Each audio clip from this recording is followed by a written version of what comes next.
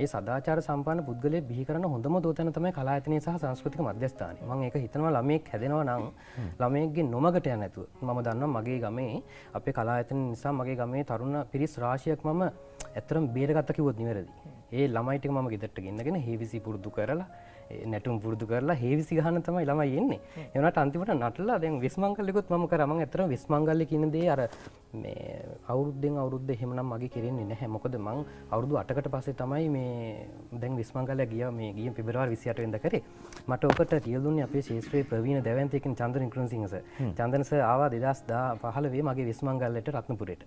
ඇවිල්ලා මේ කිව්ව දෙයක් තමයි මේ නීලංග තව අවුරුදු 5කින් 6කින්වත් විස්මංගල්‍යයක් තියන්න එපා. ඒ කියන්නේ මේක යන පිළිවෙලක් තියෙනවානේ. ඒ දෙයට අපි ගරු කරන්න ඕනේ. ඇත්තටම අවුරුදු 8කට පස්සේ තමයි මම මේ ඒ දේ කරේත්. ඒකත් අපේ අර මම ඇත්තටම ආචාර්යවරුන් අරගෙන මම වැඩ කරනවා.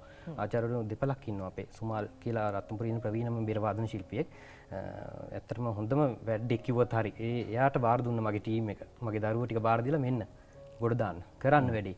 අපි කරමු ලස්සනට වැඩක්. අනික තමයි මේ ශාස්ත්‍රයේ එකමුතුකම කියන එක. මම හරිම අගය කරන දෙයක්.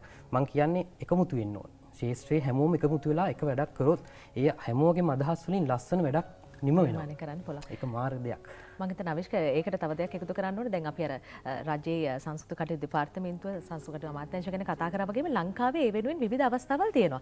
ප්‍රශ්නේ තියෙන්නේ මේ අවස්ථාවන් අපි හරියට භාවිතා කරනවද කියන ප්‍රශ්නේ. නිසා මම හිතන්නේ නිලංගගේ අදහස් දැක්වීම ඊටම වැදගත් වෙයි බලන් ඉන්න ආදරණීය දෙමාපියන්ට වගේම දරුවන්ට නර්තනය කියන එකට උනන්දු ආසාව කැපවීම තියෙන්න ඕනේ. එතනදී අර නිලංග කිව්වා වගේ සිලබස් එකයි ප්‍රැක්ටිකල් එකයි එහාට ගිහිල්ලා අර ඒ විෂය අවතීර්ණ කරගත්ත අය තමයි ශේෂ්ත්‍රයේ මම හිතන්නේ මේ විදිහට රැඳිලා ඉන්නේ. අර ගුණපූර්ණ කලාකරුවෝ විදිහට. ඒ නිසා අර නර්තය කියන එක විෂයක් විදිහට තෝරගන්න නැතුව ඉස්සරහට ගියොත් එහෙම මම හිතන්නේ හොඳ ගමනක් ඔබට තේවි. ඒ වෙනුවෙන් රජයේ තියෙන විවිධ අවස්ථාවන් වලට හරියට ප්‍රයෝජනය ගන්න ඕනේ. ඒක තමයි ඊටාම වටින්නේ. ඒත් එක්කම නිලංග මේ ප්‍රශ්නේ අහන්න ඕනේ හිතුණා. අපි ඕන තරම් දැකලා තියෙනවා රියැලිටි තරඟ, ගායන තරඟ තියෙනවා, රංගන තරඟ තියෙනවා. අද වෙනකොට නර්තනය කියන එකත් රියැලිටියක් බවට පත් වෙලා තියෙනවා. නිලංගගේ අදහස මොකද මේ ගැන? ඇත්තටම ගමේ ඉන්න දරුවන්ටත් හොඳ අවස්ථාවක්. හැබැයි ඒක හරියටම වෙනවනම්. මම නම් කියලා තියෙන්නේ මගේ ක්ලාස් වලට ළමයින්ට මම රියැලිටි තරඟ වලට පුරුදු කරන්නේ නැහැ. මම ළමයාව ගොඩනගලා දෙන්නම් බේස් එකේ ඉඳන්ම. හැබැයි මම තරඟ වලට යවන්නේ නැහැ. තරඟ වලට යවනවා නම් යවන්නේ මගේ රාජ්‍ය නර්තන තරඟ, කලායතන තරඟ අපි තියෙනවා. සංස්කෘතික මධ්‍යස්ථාන ප්‍රතිභා තරඟ තියෙනවා. ඒ වගේ තරඟ තියෙනවා. හැබැයි මම රියැලිටි තරඟ කියන එක ප්‍රතික්ෂේප කරන්නේත් නැහැ. ඒක අනිවාර්යෙන් තියෙන්න ඕනේ. ළමයෙක්ගේ මාධ්‍ය තරහා එනකොට ඒ ළමයාගේ දැවැන්ත පරාසය නිර්මාණය වෙලා ඉවරයි. මුළු ජනතාවක් එක්කනේ මේ ජජ් එක දෙන්නේ. විනිශ්චය මණ්ඩලයක් එක්ක ප්‍රවීණ ගුරුවරුන් ඉන්නේ. ආයනයක් ශාස්ත්‍රීය දැවැන්තයින් ඉන්නේ. අපි ඇත්තටම අගය කරනවා ඒ වැඩසටහන. හැබැයි වැඩසටහනට දරුවෙක් යවනකොට ඒ දරුවාට හරි ශිල්පය කියලා දුන දරුවෙක් ඕනේ එතන නටන්න. හරි ගුරුවරයෙක්ගෙන් ඉගෙනගත්තු දරුවෙක් ඕනේ එතන නටන්න. ඒක තමයි ඉස්සරහට යන්නේ. හැබැයි ඒකෙන් ලැබෙන තෝතැන්න ළමයාට නිර්මාණය වෙලා ඉවරයි ඒකෙන්. ඒ ළමයාට හදාගත්තු තැන හැබැයි දරුවෝ දෙයක් අවබෝධ කරගන්න ඕනේ. පුතේ මම කියන්නේ ප්ලේස් එකක් ගන්නවා කියමුකෝ අපි රියැලිටි ෂෝ එකකින්. ප්ලේස් එකක් ගත් පමණින් අපිට ක්ලාස් එකක් දාගන්න බෑනේ. හරියටම හරි. මම ඉන්නේ එතන. මට ඒක සැටිස් නැහැ. ඒ කියන්නේ ක්ලාස් එකක් දාගෙන ළමයි ටිකක් ගෙන්නගෙන පොඩ්ඩක් ප්‍රැක්ටිස් කරනවා. අන්තිමට කාලයක් යනකොට ඒ ක්ලාස් එක නැහැ. එතකොට ඒකේ අතරමං වීමක් නෙවෙලා තියෙන්නේ.